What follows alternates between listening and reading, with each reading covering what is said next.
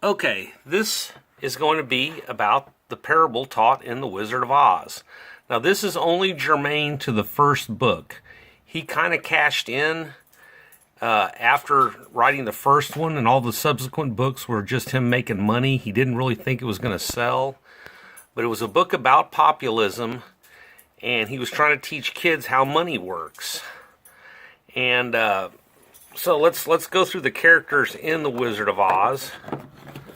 So first, there's Dorothy and Toto, and they get in a house. Their house gets picked up by a tornado and transported to this magical place called Oz. And they land. And now the difference between the book and the movie. Remember, this is one of the first colorized movies for children, basically hitting the young audience that wasn't a cartoon. So they were taking advantage of the new color to change her slippers to ruby slippers. But she in the book, she was wearing silver slippers. And this is where the parable of the money comes from. So it's silver slippers in the book, and then they change it into, and this is all, like I said, it's only germane to the first book. But then the good witch Glinda comes down, and she tells her, she puts like I said, in the book, it's the silver slippers on, and she says the evil witch can't touch you as long as you have the ruby slippers on in the movie, obviously. And what kills the evil witch? It's a house. Much like in 2007 and 2008 crisis, the housing market crashed a bunch of banks. People lost their houses through Fannie Mae and Freddie Mac. But anyway, let's go back to some of the characters in this, and it'll become abundantly clear. There's the good witch Glinda. Now, I learned this in a mainline economics class from a professor, and he talked about how this was we spent a whole day talking about it. It's basically an hour-long class, and he talked about it being a populism book and how it was affecting. It had to do a lot with it got triggered by the silver crisis of 1873. But anyway, there was all kinds of controversy because they didn't know which to tie the money to gold, to silver, to make it a fiat currency. Let's go back into the movie. So the Wicked Witch is declared dead. And the Munchkins are basically the dumb masses of American people that mainly live in the cities. And, they're fat and happy, and they live on bread and circuses as long as they don't have to think too much. So the first person she encounters, because she's going to go they tell her to go see you're off to see the wizard. Well, the wizard is the American president, and he lives in the Emerald City. And that's Washington, D.C., and the emerald means the money. So if you want to get something done, you got to go see the wizard, and he'll hand out the money.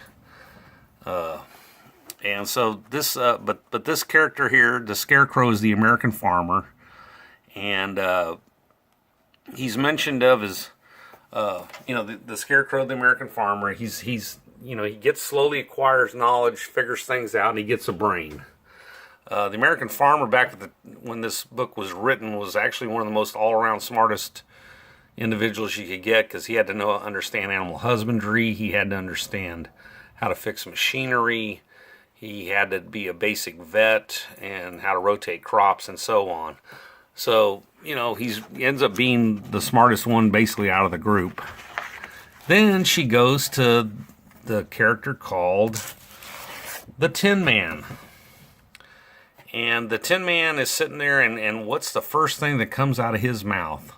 He says oil. So, they lubricate him and get him moving, but, the economy only runs on oil. And, so the Tin Man represents industry. The Scarecrow represents farmers. And this individual, the Cowardly Lion, so he actually represents a man named William Jennings Bryan. William Jennings Bryan railed against the gold and silver and all the banking system. But he never got elected to anything. He ran for president. He's actually in several famous court cases. So when you do a search on him, and his name comes up in all kinds of different ways. But he never really got the power to do anything. He just yelled about it. So he is the Cowardly Lion. And there's the Wicked Witch, and she's the banks. And the banks are the evil ones. Now, I'm not talking about the person at your local bank, but the Rothschilds, the Schiffs, the International Monetary Fund, the Federal Reserve, which actually isn't, America. But anyway, that's the descendants of the people that were doing this at the time this book was written. They make money out of thin air, and then they charge you and steal real assets for fake stuff. So if you'll remember, towards the end, she goes, or before the climax, she's going to the Emerald City, and she runs through this field of poppies, and she falls asleep.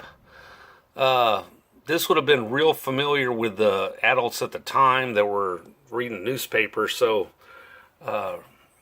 remember, the international banking houses were situated primarily in London, and around the time this book was written, the British Empire got mad at China because China wouldn't let them sell opium to their citizens because they were just destroying the society. Opioid abuse was rampant, a lot like it is now. And so they went over there, it's called the Opium War, the Boxer Rebellion. So anyway, they beat China's ass. They seized Hong Kong they gave them a 100-year lease on it, and basically just got everybody all messed up in China on opium. We are the inheritors of the New World Order, and we learned from Britain. And so you wonder why we're in Afghanistan. Well, none of the Afghanis were even involved in 9/11. I don't even want to get into what really happened on 9/11 here, but the reason we're still in Afghanistan, yes, it's by Iran, and yes, it's by Russia, and we make a lot of money just bombing stuff, using the military-industrial complex to do things. But when George Bush declared war on the Taliban had erased 98% of the heroin poppy fields there. And now it's big business. There's American troops guarding the warlords that are making money off of poppy fields. So we support the warlords that are, and I'm the government. I'm sure the CIA makes a little money off of opium, and lots of people died from heroin. That's been big business for a long time. So you go to Washington. And there's another allusion to this in the books. She goes through 7 halls and 3 flights of stairs. So the Silver Crisis of 1873. My professor wasn't real sure about that, but I tend to think that was coded in there. So you can't just go up you got to go to the gatekeeper, and he lets you in. Then you go to see the wizard. And there's all this pomp and circumstance, and he's blowing smoke, but really, the wizard is just a normal guy behind the curtain, and they have their power is kind of imaginary if you take it back, and there's the Cowardly Lion was William James Bryan, and so I've gotten all this written down here for you. So let's go over here so you can check it out.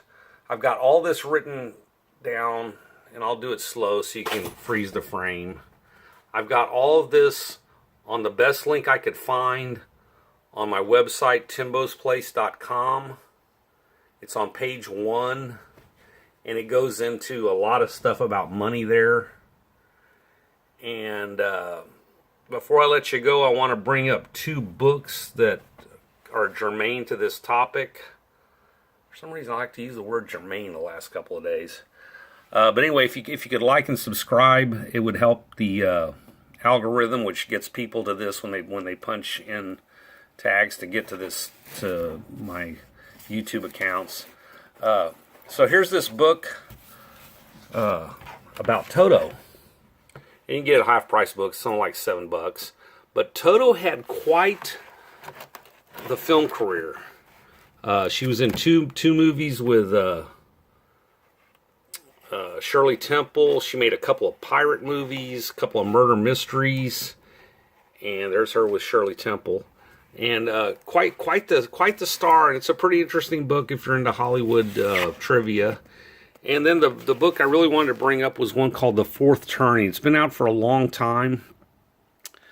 It talks about the length of the American economic cycles are about 90 to 95 years, and we go through 4 phases of them, and it seems like they've got it pretty well right on, and we're right on the cusp of a change. So if you got an afternoon to kill, or you're on a plane, and you're stuck somewhere for 6-7 hours on a flight, highly recommend this. It's called The Fourth Turning. I've kind of destroyed this one going through it so many times. Anyway, so next time you look at The Wizard of Oz, remember to, instead of her wearing ruby slippers, they changed it to ruby slippers just for that. And thank you. I'm out. Bye.